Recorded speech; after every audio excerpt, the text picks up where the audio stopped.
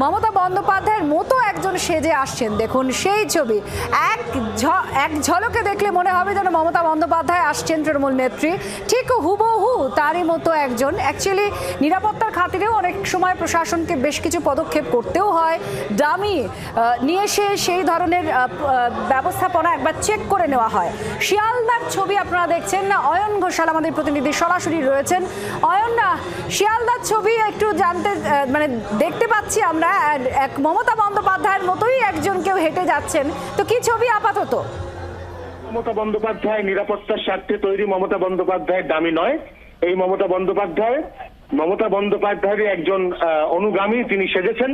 তিনি এসছেন হালিশহর থেকে, কিছুক্ষণ আগে শিয়ালদা স্টেশনে ছিলেন এবং কিছুক্ষণ আগে তিনি এই এপিসি রোড দিয়ে সোজা এগিয়ে চলেছেন মৌলালির দিকে।